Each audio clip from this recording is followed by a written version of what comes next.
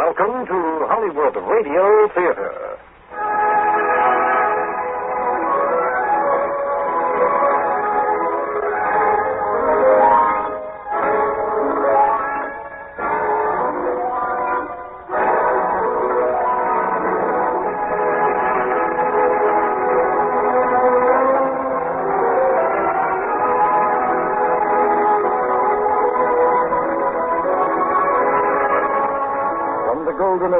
Motion pictures, we present radio adaptations of Hollywood's finest films.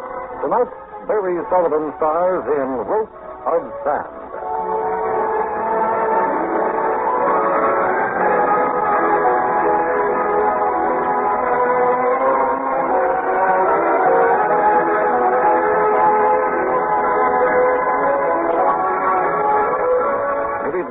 This is your host on Hollywood Radio Theater, Air Force Sergeant Tom Korzenowski. For tonight's feature presentation, we've chosen a story of intrigue and romance set in South Africa's Diamond Fields, Rope of Sand. Our star is Barry Sullivan. Act One begins after this important message. What starts fires on kitchen stoves? Forgetfulness. Mother is heating lunch for the children in a frying pan. The baby runs home crying with a nasty scratch. Mother rushes to the medicine chest to help baby, then stays to comfort the child. The frying pan, untended, overheats. It turns a bright cherry red. The food inside smokes, then flames. Unless Mother smells the smoke of burning food, chances are the house will burn down. Think fire prevention. And now, Act One of Rope of the Sand, starring Barry Sullivan.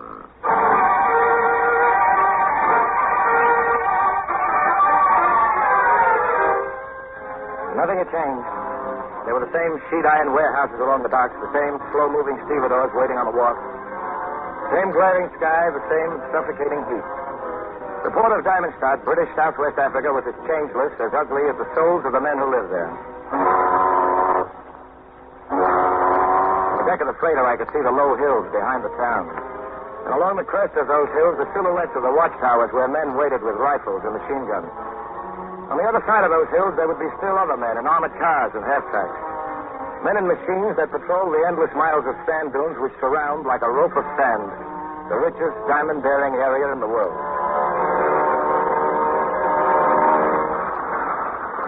The freighter docked and the steam winches went to work bringing the cargo up from below deck. I was standing by the forward hold, waiting for my own gear to be hauled up. Davis! You! Davis! It was Vogel. Commandant Vogel of the Diamond Company's Special Police. He came up the gangplank with a couple of deputies at his heels. Davis? I warned you not to come back to Diamondstadt. Uh-huh. And yet you don't seem surprised to see me. No, I've been expecting you. I've been waiting. You still have your blue jacket? The one with my bloodstains on it? Now, listen, Davis. Commandant. Mustn't lose your temper in this heat. Bad for the heart, you know. Why are you here, Davis? What do you want? Well, at the moment, just my gear. This is it coming up from the hold. The net with my equipment swung overhead, and then suddenly it plummeted toward the deck.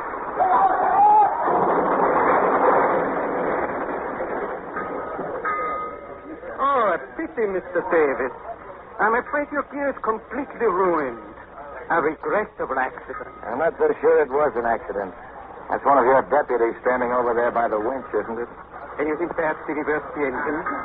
Possibly he did, Mr. Davis. Quite possible. Vogel. Mustn't lose your temper in this heat. Bad for the heart, you know. Vogel, I came back here telling myself I'd forgotten what this place did to me. That all I wanted was my license back. But seeing you again has changed my mind. I'm back for one thing. To get something I've already paid for. And you'll pay again, Davis. Don't forget my blue jacket. I've still got it. And all I want is an excuse to use it. I wasn't likely to forget Vogel's blue jacket. The jacket with the brass buttons and the Yachting Club insignia on it. The ceremonial coat Vogel always wore whenever he conducted one of his famous interrogations. Where are they, Davis? Where are the diamonds? He's a stubborn man, Mr. Martindale. But I'll crush him. I'll crush him. He didn't. Vogel had to disappoint Mr. Martingale, the elegant Mr. Arthur Martingale, General Superintendent for the Colonial Diamond Company, Limited. I wondered just how many minutes it would take Vogel to tell Martingale I was back in Diamondstadt and what Martingale's first move would be. As for my first move, I checked into the Sandy Hill Hotel and then headed for the bar. There was just one other customer, Doc Hunter. Henry? Another one, Doc? Make it another 4, Henry. That'll take care of the next hour. Since when did you start to ration yourself, Doc? Just since you elevated, Mike. About 2 years ago. Yeah? You feel better for it? The only thing that will make me feel better is the day I leave Diamondstadt. Well, why don't you? Oh, I'm still the company doctor. Yeah, why don't you quit? Why did you come back? Business? I'm making a survey. 4 scotch and sodas, Doc. Thank you, Henry. My pleasure, Doctor. Today, you say? Yeah. To find which of Vogel's boys drinks the most, owes the most, and hates Vogel the most. Interesting. Henry. Yeah, Doc? What happened to our friend Thompson? Thompson? Oh, he'll probably be in later. He really shouldn't, Henry. He's drinking far too much. By noon every day. He's already 3 parts elephant. Yeah, guess I'd be too if I had Thompson's job. I don't know how anybody can drive one of those half-tracks across the desert for 8 hours every night. The prohibited area must be patrolled, and the greed must be guarded against at all costs. Maybe, but not by me, Doc. Now, Mike, what were you saying about this survey of yours? I just finished it. Henry. Yes, sir? One scotch and water. I'll be waiting for it at the table right over there. Make it 2 scotches, Henry. Mr. Davis has just invited me to a drink. It was Toady. Nobody in Diamondstadt could remember what his real name was. He was just Toady. Always around, always available for a price. He followed me to my table and let me pay for his drink. In absence for such a long time. Yes, a very long time. I heard a curious story the other day, Mr. Davis. It is about a young man, a hunter, who used to make his living around here as a guide until he got into trouble. What kind of trouble? Oh, it seems he took an impetuous gentleman on a lion hunt. At first, there was no success. And then, one day, they sighted their lion. Uh-huh. They trailed him for 3 days. And each day they came nearer and nearer and nearer to the prohibited diamond area. Do you find this interesting, Mr. Davis? I find it interesting. Then, one night, the hunting party came very close to the prohibited area. And, to amuse the gentleman, the hunter told some of the tales of the diamonds which could be found only a few inches beneath the sand. Diamonds which could be scooped up by the pound, by the bushel. Mr. Davis, you are sure I'm not boring you? I'll let you know. Well, it seems that the following morning, when the guide woke up, his gentleman was gone, and footprints led into the prohibited area. When the hunter finally found the gentleman, he was delirious and wallowing, actually wallowing in a bed of diamonds. According to the story. According to the story. Yeah. The rest of it is rather tragic. The young hunter carried the delirious gentleman out of the prohibited area, only to be arrested by the diamond police. They were taken to Commandant Vogel, and while he was questioning them, the delirious gentleman died, babbling about the whole gully full of diamonds. And the guide?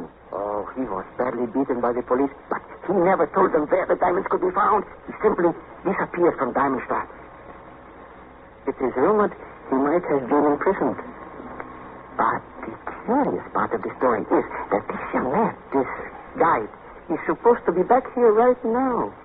The reason for his return is obvious, of course. Of course. Mr. Davis, if you should ever meet this young man, this guide, you might deliver a message for me. Saying what? Saying that I am here, a fountain of extraordinary knowledge, splendidly corrupt, and eager to be of profitable service. I don't think he'll need you. One never knows. Excuse me, Mr. Davis. Urgent business calls me away. The urgent business was the appearance of a couple of special police in the doorway. I ordered another scotch and waited for the arrival of the man who drank too much, owed too much, and who hated Vogel just enough. 6 o'clock, 7, then 8, but no Thompson. Instead, there was Vogel himself with Martingale and a girl. He was tall and blonde and wore a dress far better suited to the Rue de la Paix than a smoky bar room in Diamondstadt. Martingale brought her over to my table. Miss Renault, may I present Mr. Michael Davis? Michael, Miss Suzanne Renault. Mr. Davis? Hello. Miss Renault is the niece of one of our largest French stockholders, Michael. I flew her up from Cape Town this afternoon. Why? Why, Mr. Davis? Nobody comes to Diamondstadt unless he or she has to. I happen to enjoy big game hunting, Mr. Davis. I was told the lions are very good to the north of here. Would you care to show them to her, Michael? After all, you were our best hunter and My guide. Dad, you know as well as I do, I can't even guide Miss Renault across the street without my license. Then I'll see that you get it back. When? As soon as you tell us where the diamonds are. Happy to have met you, Miss Renault. Michael. The only diamonds I know anything about are ace, king, queen, and jack. I'll see you sometime, Martingale.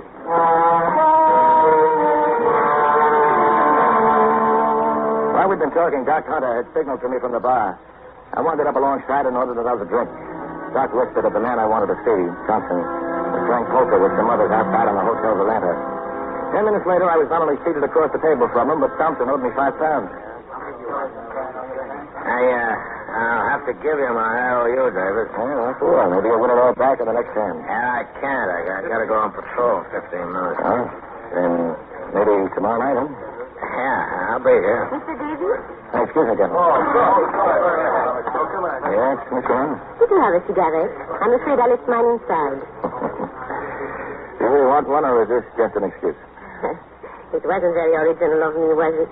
Frankly, Mr. Davis, it bores me to spend an evening listening to Mr. Martingale and Mr. Vogel talk business. Really? Well, maybe they think that's the way to make an impression on the niece of the biggest French stockholder. I wish you could forget about that. Why? Because I'd like for us to be friends. Why? Because I think you need a friend.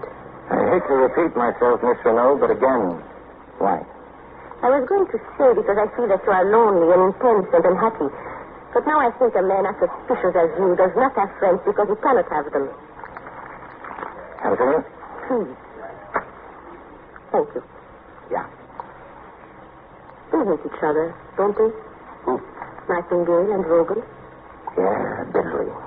Martingale is on the board of directors of the Diamond Company, belongs to the best clubs in Cape Town, and is a gentleman most of the time. Paul Vogel was the son of an illiterate German farmer who wants to be on the board of directors of the Diamond Company, wants to belong to the best clubs in Cape Town, and wants to be a gentleman part of the time. Which Martingale will never permit. Hey, I'm catching fast. Yes, Commandant Vogel has climbed just about as high up the ladder as he'll ever get. And you, Mr. Davis. What about you? Me? I'm lonely and intense and unhappy and suspicious. Remember? My apologies, Mademoiselle Renault. But I wish to work with Mr. Davis. Certainly. I'll be in the bar, Mr. Davis. Well, Vogel, I hear you've been playing cards with one of my men. you know, I'd heard that you even policed your own police. It's not to happen again, Davis. Is that clear? Vogel, I need money, lots of it. I'll play poker with anyone who's got cash to lose. I'd even play with you. For a miserable 10-shilling stake, I suppose. It wouldn't be worth my while. Gentlemen, permit me to Martingale? remedy that, yes. Mr. Davis, I shall be happy to back you. What stakes do you suggest? Make it 500 pounds. Only 500? Oh, shall we say 1,000? Well, how about it, Vogel? All right. 1,000 pounds. We went back into the bar, and Martingale called for a pack of cards. The news got around fast. By the second draw, everybody in the bar was crowded around our table, including Miss Renault. 50. And raise your 50. All right. You win. For your information, Vogel, I have a 10 high. And Vogel had an ace. Good bluff, Michael. Very good.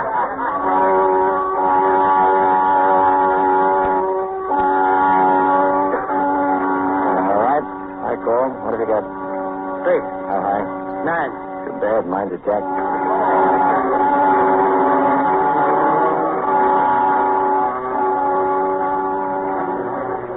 You're a bit, Mr. Davis. Everything I've got. I call that.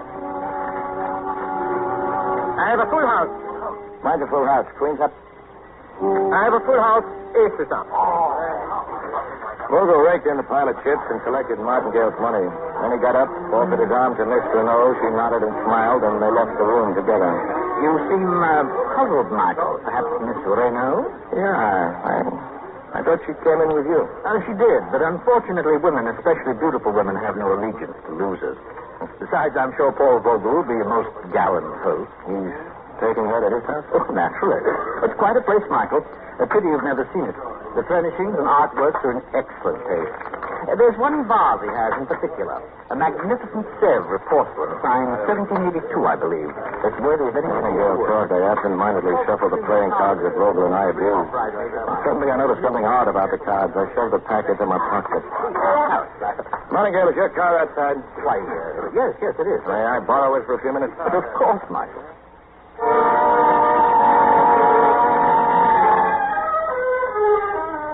Vogel's house was about 10 minutes' drive out of town.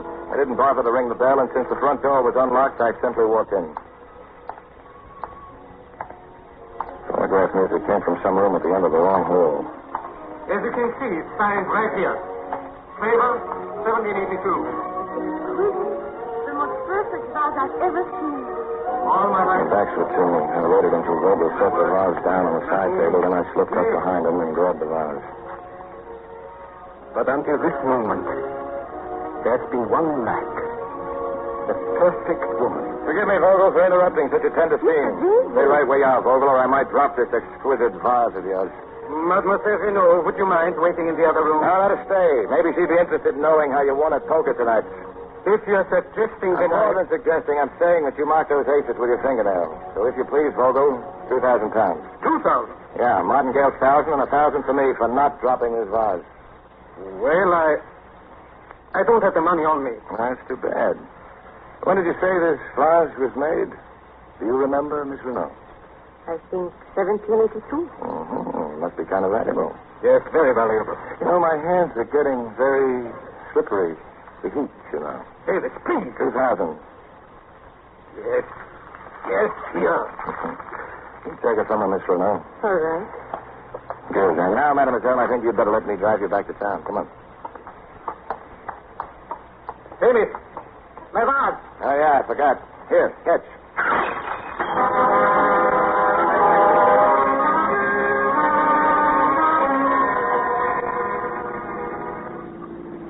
Mr. Davis? Yeah. Thank you for the rescue. Boy, how about that, Miss Renault? Now, maybe this is the way you amuse yourself in Paris. But in Paris, you got stop-and-go signals on the street corners and traffic cops to see that everybody follows the rules. But this is not Paris. In Vogel's no traffic cop, and there are no stop-and-go signals here. Because they haven't even put in the roads yet. That's what I'm finding out. So thank you for the rescue. And I hope I'll be able to do the same for you. Yeah. What makes you think I'll need rescuing just because I smashed Vogel's precious vase? No. Just because you've come back to Diamond Stuff. Just because you know about that girlie filled with diamonds somewhere inside the prohibited area. So you heard about it, too. Everybody has, Mr. Davis. And everybody is waiting for you to do the foolish thing. The thing you must not do. Yeah, that sounds odd, coming from the niece of the largest French stockholder. If I show the company where the diamonds are, that means bigger and better dividends for Uncle. Don't do it, Mr. Davis. Can you name me a reason? Because I like you. I like you very much. Yeah, that's flattering, but not exactly a reason. I think it is. I like you too much to want to see you dead.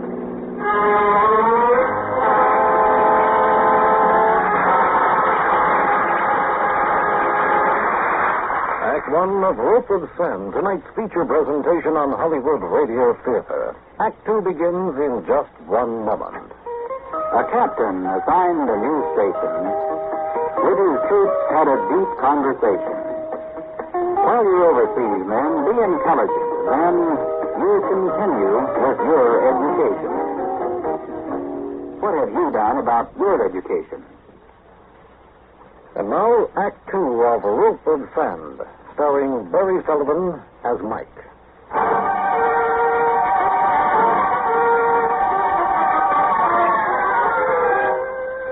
Next morning, I returned Martingale's 1,000 pounds to him. Out of gratitude, I suppose, he invited me to a party that night at his house. A party in honor of Suzanne Renault. I told Martingale I'd be there if I finished my other business on time. The business, of course, was Thompson. He had promised to meet me that evening in the bar of the Sandy Hill Hotel. Another one, Mr. Davis? Oh, yeah, I haven't finished this one yet. I shall be happy to relieve you of that chore, Mr. Davis. Go away, Cody. But where, Mr. Davis?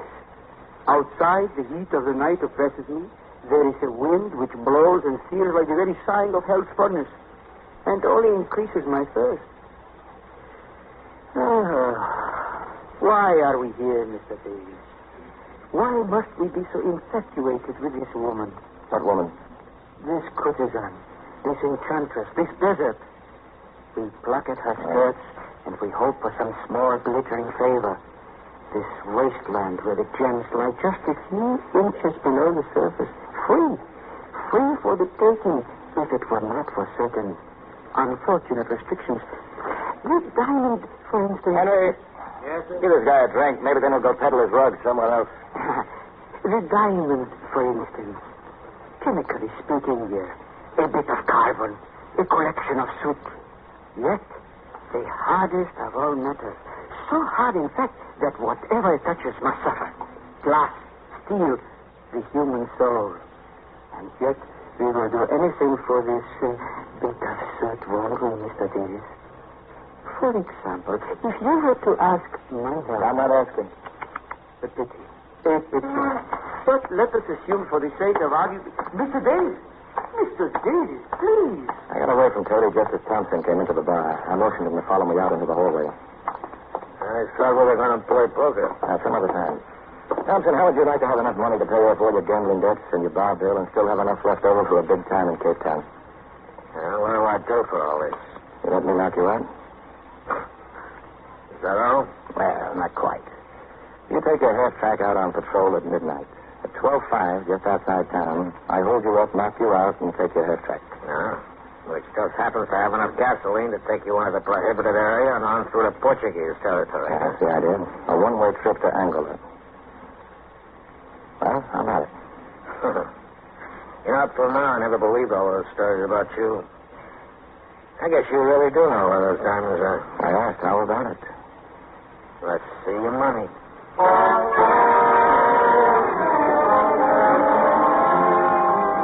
He settled for £250. Meanwhile, at Martingale's house, the party for Miss Renault was in full swing. May I get you some more champagne, Miss Renault? Thank you, Dr. Hunter. Mademoiselle Renault. Yes, Commodore? I must be alone. At once. Well, I'm sorry, but Dr. Hunter... If you will step out onto the veranda. It is most important. Oh, very well.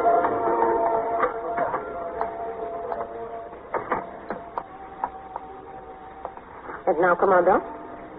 I must explain to you about last night, about that card game with Dave. I'm sure it's none of my affairs. But I want you to respect Suzanne. Why do you think I showed you my house last night? Why do you think I asked you to come out here right now? Commodore. From the moment Martingale first introduced us, I've known that you were the one woman I wanted for my wife. The one woman worthy of my home. Commodore, the answer is no. No. I'm sorry. But this is ridiculous. Suzanne, listen to me. No, let me go. I've got to have... No, stop it! All right, mademoiselle. I take it there's someone else. Yes, like Davis. Then how sad for you, mademoiselle. Commandant Vogel. Yes, who is it? Over here. I've got the key. Excuse me, mademoiselle. Gladly.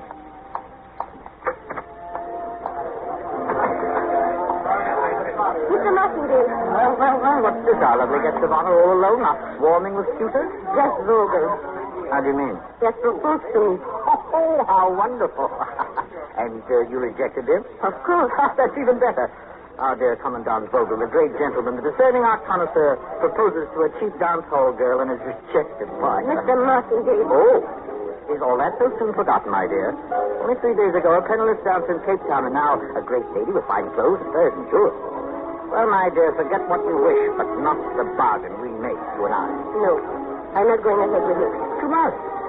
I think Mike Davis is already in love with you. That was to be step number 1, remember? Step number 2, you will whisper one question into his ear. Darling, where are the diamonds? And if I refuse? Then I can only conclude that you yourself have fallen in love. In which case, I shall be obliged to let Vogel have his way with Michael. He intends to anyway. I think something is going on right now. Right now? Look out there on the veranda. See that man talking with Vogel? Oh, yes, I see him. Henry, the bartender at the hotel. One of Vogel's paid informants. Must be very important. In that case, perhaps I should... Miss Renault.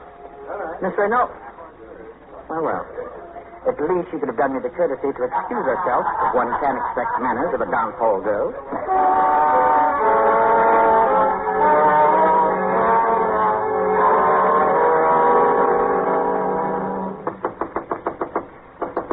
Who is it? Suzanne. Come in, quickly. Mike, you mustn't do it. Don't try it. What are you talking Oh, about? stop pretending, Mike. Don't you suppose I see your bags all packed, that pistol on your bed? It's tonight, isn't it? Yeah, I'm leaving right now. No, Vogel knows he's waiting for you. Oh, did he tell you? Of course not. But the man came to see Vogel at the party, and the way Vogel talks about you, as if you were already dead. Look, you're being hysterical. Mike, please believe me. I have a feeling about tonight, a premonition. Sorry, Suzanne. Don't go feminine on me. I haven't got time for hunches. I've got a timetable to keep. No, Mike, no. So long. Wish me luck. No, Mike, please. According to the plan, Thompson was to take the usual road out of town. At 5 minutes past midnight, he would reach a certain spot in Wallstein Canyon. I'd be waiting for him. I got there a couple of minutes ahead of time. A couple of minutes in which to think about Suzanne's warning. Then I saw the headlights of the half track boring through the night.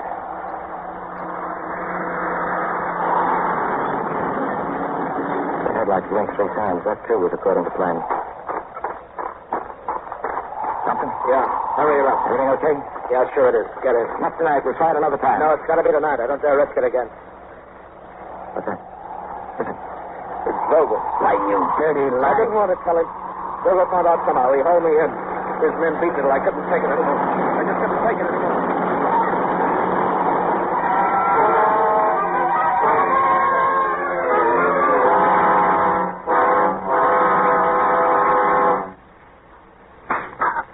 Again. All right, David. Ready to talk?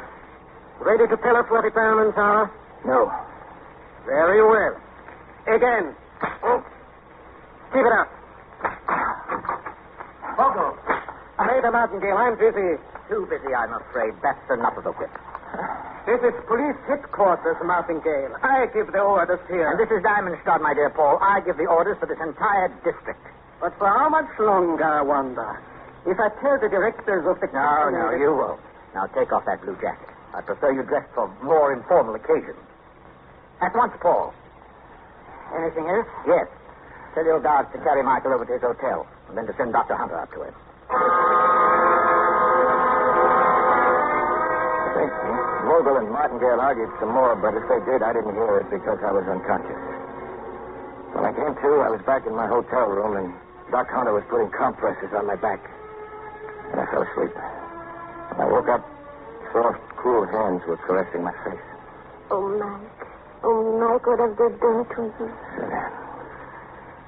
Suzanne, why have they let me go? Don't try to think, darling. Just rest. But I've got to know why. Oh, Mike, I love you. Martingale made Vogel stop, but he must have had a reason. Darling, it was me. I went to Martingale.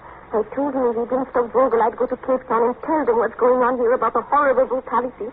And if Cape Town wouldn't listen, I'd go to Paris and tell my uncle. For once, I don't mind you being the niece of the largest French stockholder. Oh, Mike, I may not be able to save you again. You've got to forget about those diamonds. Never. Darling, listen. No, don't you see, Suzanne? The first time Vogel beat me, it was for doing absolutely nothing.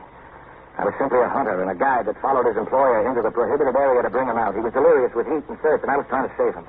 I didn't pick up a single diamond. I didn't even want them then. But Vogel beat me just the same, and the government took away my license. I'm going to get what I've already paid for. I'd crawl out of the grave to get what I came after. Mike, all right, but let me just tell Oh, you. don't be a fool. If they ever cross What your have life. to do? You just leave you my livestock anyway. Oh, Mike, let me get the diamonds for Oh, you. you can't. I'd never let you through the barrier. I got a special pass from Martingale. You wouldn't dream of suspecting me. Oh, no, you're a woman. You couldn't last out in the desert. You wouldn't know where to start looking. You wouldn't... Give me a map. And perhaps you have a friend who could go along with me. Who wouldn't do so many. No, I don't know. I'll have to think about it. There is no other way, Mike. Vogel will have his men watching you every minute, day and night. Now, let me think about it. We'll talk about it again tonight. I didn't didn't like any part of the idea. On the other hand, well, there wasn't much choice. After Suzanne left, I phoned down to the bar and had them tell Tildy to come up to my room.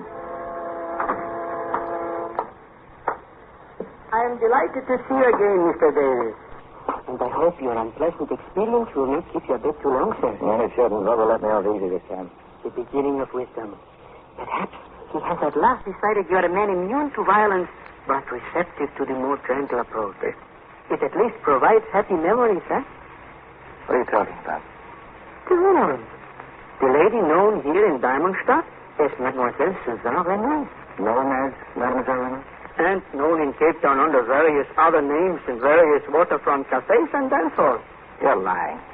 Mr. Davis, I assume that you knew that you were simply enjoying some slight flirtation with this person, but without any... Listen, you filthy-minded scum. Martingale gave a party in honor of Miss Renaud just last night. She's the niece of one of his largest French stockholders. Yes, of course. Mr. Martingale has dressed her and coached her very well for the part. But tell me, Mr. Davis, has she not once asked you about the diamonds?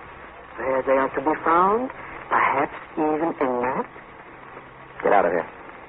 But she just invited me up Get here. out. Get out! Very well. As you wish, Mr. Davis. As you wish.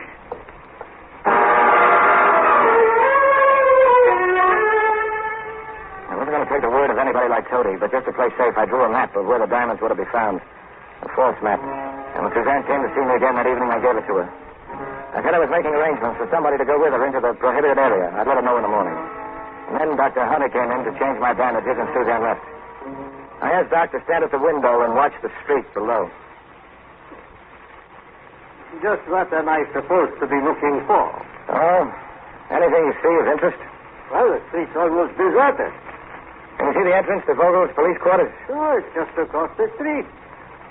Say, there's somebody going inside right now. Anybody I know? I think so. Mademoiselle Renaud.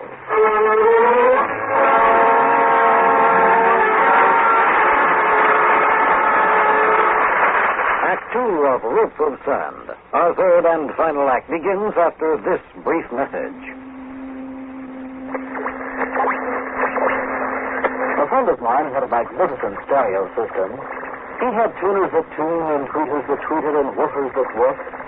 And day by day he added one more gadget that deepened the bass or heightened the highs until one day he achieved the ultimate in a home stereo system. Perfect fidelity.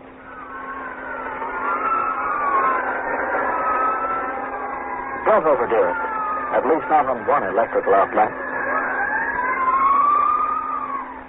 And now let's return for the final act of tonight's Hollywood Radio Theater featuring Rope of Sand with our star, Barry Sullivan.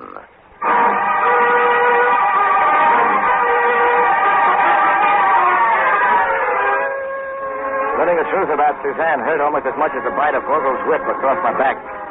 But this time I wasn't going to stay in bed and nurse my wounds. As soon as Doc Hunter changed my bandages, I got up and dressed. You know, Mike, as your doctor, I don't recommend this. Just how bad off am I, Doc? In case anyone asks me. In case Vogel or Martingale get curious. Oh, very bad, Mike. Concussion of the brain. You won't be up out of your bed for 3 days, at least. That's swell. Then maybe you better not wait for them to ask you. Go tell Vogel right now. Consider him told. And, Mike, good luck. I knew that the minute Suzanne gave the map, the wheels would begin to turn. Vogel wouldn't wait until morning to start out to the Valley of Diamonds. Already he must be loading a half-track with gas and provisions. I waited for them in Wallstein Canyon at almost the same spot where I met Thompson the night before. The wind was blowing even harder this time. The dust and sand cut visibility to not more than 10 yards. Just the way I wanted it. At the first ground of the half-track, I threw myself flat on the ground directly in the path that the machine had to take. Hold it! Stop! There's some dreadful footpath now. Get him up the roadway. Yes, sir. There were only 2 men on the half-track. Rover and a man coming toward me. I waited until he got right up to me and bent over. Come on, Jeff. On your feet. Sure. Come on, Doc.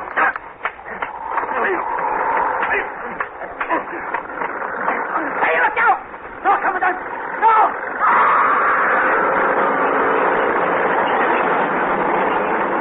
The track loomed over us. I died between the great iron treads and the machine pressed harmlessly over my body. But what it did to the other man wasn't pretty. Vogel leaped out and ran back to check up. I stayed flat in the dirt and slipped the pistol out of my pocket. Drop your gun, Vogel, or the next time I won't aim for your shoulder. You're a fool, Davis. I'm a fool. You're a bigger one to fall for the same trick twice. Come on, help me get your driver into the half track. What for? He's dead, isn't he? Yes, you scum. You killed one of your own men just to get me. Come on, pick him up. No. The hyenas will take care of him. I said pick him up.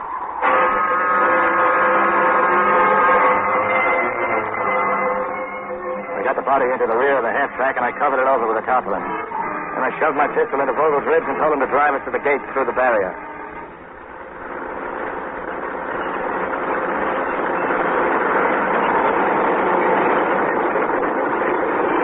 Good evening, Commandant. Headquarters telephone to expect you. We've already notified all other patrols. Thank you. You may raise the gate. Yes, sir, but when do you return? I don't know. Raise the gate. Yes, sir.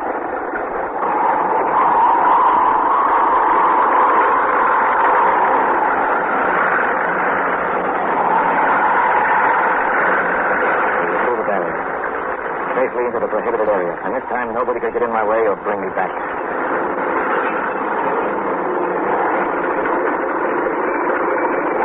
Where are we? At least 20 miles from nowhere. Now pick up that radio telephone. Call your headquarters. You have thought of everything, haven't you? Everything. Now, quick. Think up a little speech that'll keep the boys back home fat, dumb, and happy for the rest of the night. And remember, if you make one little mistake... I understand all that. Okay. Then flip the switch. This is Vogel speaking. This is Vogel. I'm on an important reconnaissance. Clear all patrols from the northwest area. Do not try to contact me again. I will be operating under radio silence. Over and out. Okay. Now get out. No. No! It's more than you deserve, Vogel. You killed one of your own men and you'd kill me if you could. All you're getting is a long walk home. Davis, we're in the middle of the desert. I don't know which way I... Isn't that just too bad? Now out. Out.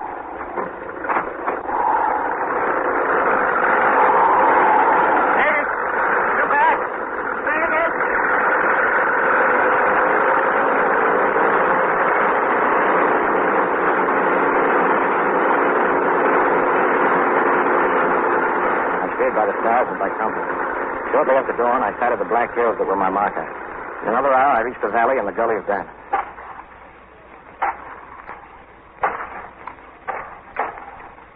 They were scattered everywhere, just beneath the top gravel, exactly as I had remembered. I filled my hat with them. In a few more hours, I'd be in Portuguese territory, safe and a rich man. And in a few more hours, where would Commandant Vogel be?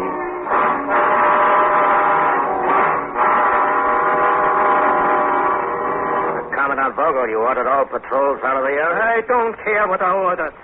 After that length of time, you should have investigated. We did, sir. That's how the patrol found you. Stop arguing. Bring Dr. Hunter and the girl in here. Yes, sir. Doctor, Miss Reno. Thompson, you stand guard outside. Yes, sir. I suppose you're pleased with yourself, Doctor. And you too, Miss Reno. But if either of you have any hope of joining Mr. Davis in Angola to share his wealth, I must disappoint you. It is enough for me to know that Mike is safe in Angola. Dr. Hunter, I charge you with criminally underestimating your patient's powers of recuperation, to mislead me and allow Davis to escape. As for you, Miss Reno, you will be charged with giving aid to a criminal. You sent me to attack with a counterfeit map. Counterfeit? Oh, come now. There's no need to pretend surprise. When you brought me that map, you said you did so in order to save Mr. Davis from his own folly. You pretended to bargain with me for his life. And all the time you were lying. A cheap, lying girl of the dance hall. Commandant! Yes. Martingale finally told me what you were.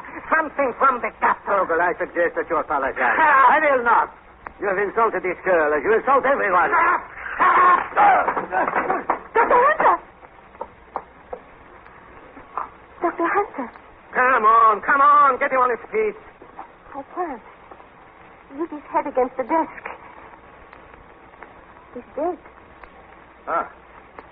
And you killed him? No. Yes, with this paperweight from my desk. Thompson! Yes, Commandant. Suzanne Renault is under arrest for the murder of Dr. Hunter. Take her away. No.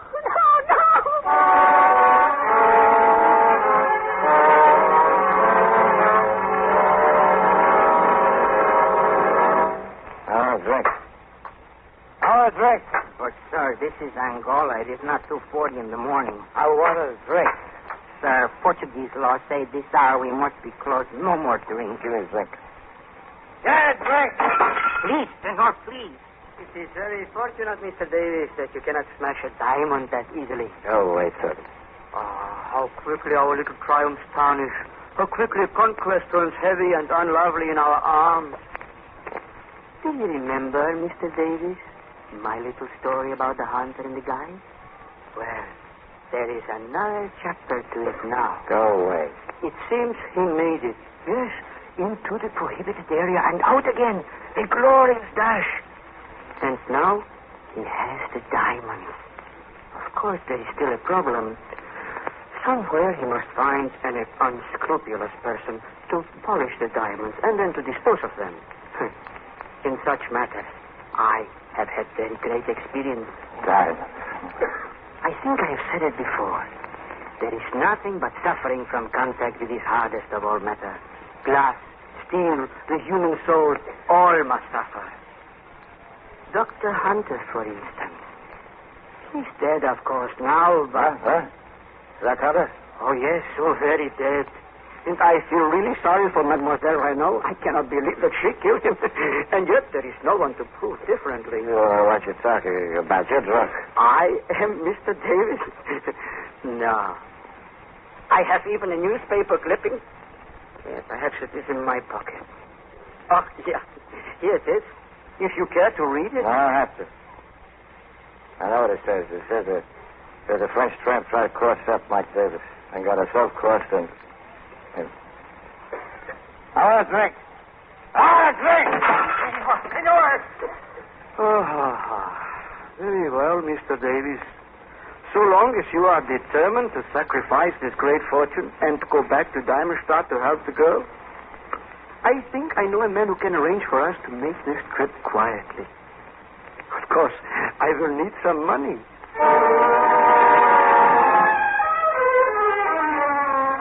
Three nights later, Toby and I slipped back into Diamondstadt. I headed straight for Martingale's house. From the driveway, I could see lights in the library and the silhouette of Martingale working at his desk.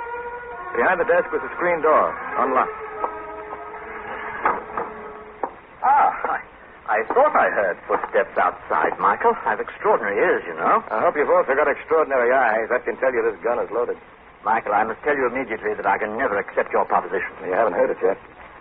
First, I want you to phone Vogel. Get him over here. It happens that he's on his way here now to discuss some business. Perfect. Now, about my proposition. I know. You have your diamonds. Now you want your girl. It's even better than that. An even trade. I give you the diamonds for the girl. You're serious? Completely. I never know what to think anymore. I'm being constantly disillusioned. Has money completely lost its power? Is everyone motivated now by love? Let's stick to the point. Is it a deal? It appeals to me. It would make a hero of me in the eyes of the company, and it would distress Vogel. But no. Is that your front door? Yes, it's Vogel. All right. Here. This is a note I want you to copy onto your typewriter. May I read it first? Sure. I'll be standing behind the door when Vogel walks in. Start typing.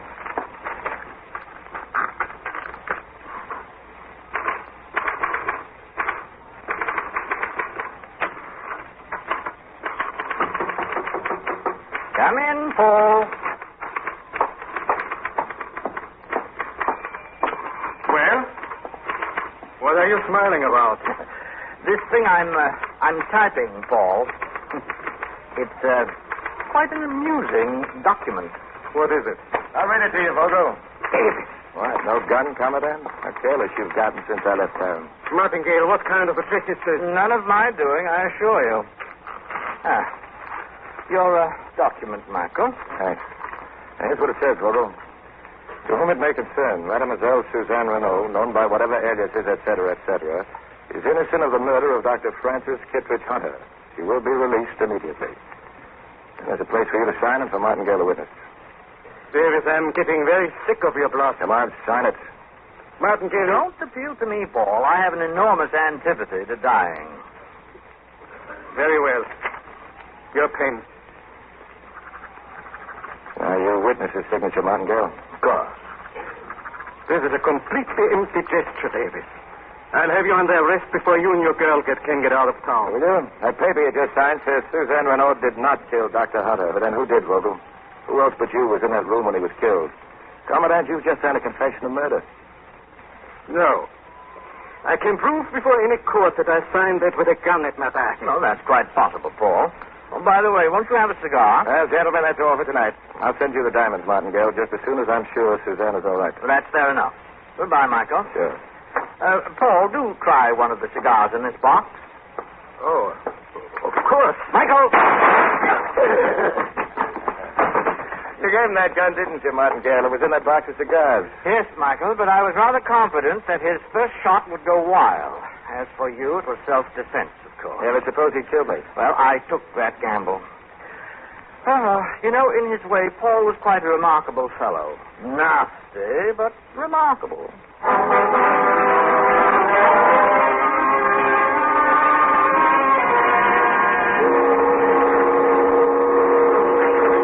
It's all wrong. Yeah, what is? Well, here we are, going away together, and yet you've never once said the words, the thing that I've been waiting to hear.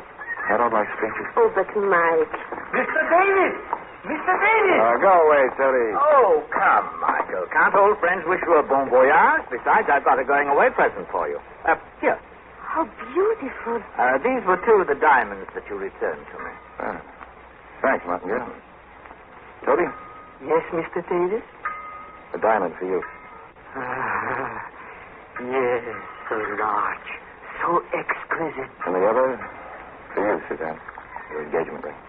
Mike, then you do love me? If you ever try to get away from me, I'd follow you until I wore the earth smooth. Is that what you wanted to hear? Oh, yes, darling. That's what I wanted to hear. Well. Time to go ashore, Tony. Come along. Yes. Goodbye, Mr. Davis. Mademoiselle Renaud. A pleasant voyage. Thanks, it will be. Au revoir. An amazing thing, Mr. Martingale, a diamond. Carbon, a bit of soot, chemically speaking, and yet the hardest of all metals. So hard that whatever it touches must suffer.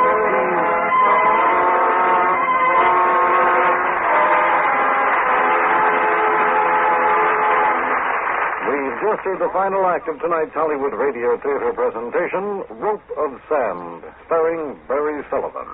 In a moment, news of next week's program. But first, this important message. An eager young airman named Dan, who was stationed somewhere in Japan, said, though here overseas, I can learn what I please. So I take all the courses I can. What have you done about your education? Next Sunday evening, Hollywood Radio Theater will bring you Sangaree. Our stars will be Arlene Dahl and Cesar Romero. Until next Sunday, then, this is your host, Air Force Sergeant Tom Korzenowski, wishing you a very pleasant good evening.